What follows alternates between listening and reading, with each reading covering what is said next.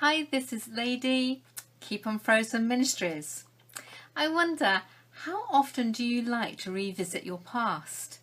Now, it's quite fun when you meet up with friends and you talk about days gone by, or sometimes you actually put the world to right by days of old compared with today. However you do it, it's great when it's just that moment in time. But the problem is when the past keeps reoccurring, so much so that it affects today, it affects your future. It's a bit like having a photo album and having a look and enjoying the memories it brings, or having one that's constantly on display and you can't turn it off. So I wonder how many times your memory blocks you in that way and you might become a little bit frozen in that respect. My favourite film, of course, Frozen. And in one of the main songs it talks about the past is in the past, and it's really quite hard work sometimes to keep it there, but it is important to do so. The other day I visited my hometown and I decided just to take a different route which took past some of my old haunts, places that I'd been as a girl as I was growing up, and my memories in my head was telling me that this particular shop should look in a certain way, but my eyes in today gave me a very different picture. So where I thought there would be Macy's and different, the wool shop, instead I got the local Tesco Express, and the wool shop was now a barber shop, and the field where I would go and play with my dog, that was now a housing estate. Quite a different picture to the one that I would replay in my head. So my past has suddenly disappeared. The garage that we would look at cars in, or even go and have it filled up for us instead of self-service, that is now a block of flats with other people in, building their memories, which are completely different to my truth. So what do yours tell you? I mean, it's like you can't undo what you know, but at the same time you can't go back. There is no going back. And it's where making sure our memories are healthy for us, so that that past doesn't trip us up in today's future. It might be a little bit like technology.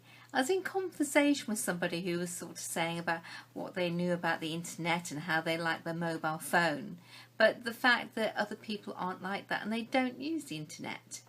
And that is obviously a generational thing, because today's young people are growing up without knowing what it's like to be without the internet and technology. Just in the same way I have no recollection of what it's like to be without electricity and warmth in a house, because that was my fortunate upbringing, which made me feel that you actually, once you learn something or once you know something, you can't actually go back to a place when you didn't know.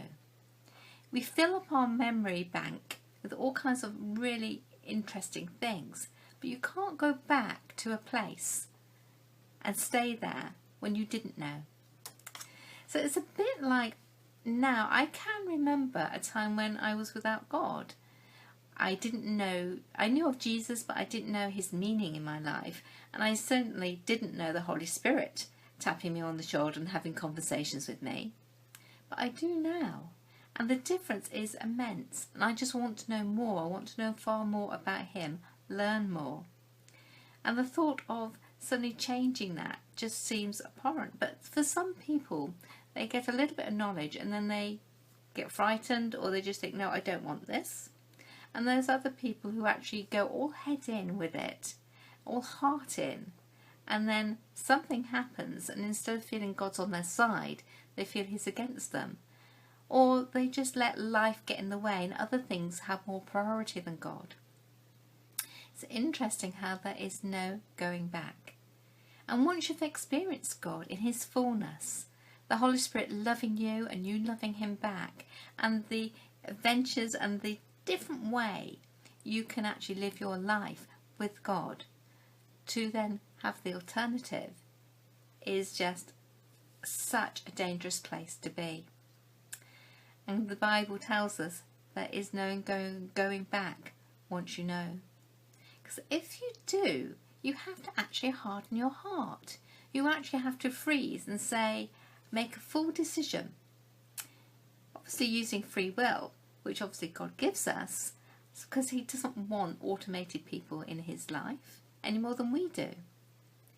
So this partnership between God and us is very much something to continue on. But there is no going back once you decide to follow Jesus. Lady AD, leaving you with some thoughts. I'll be interested to know about what you think and how your past affects you and how you change it to make a good future, and hopefully a good future with God. Lady AD, keep on frozen.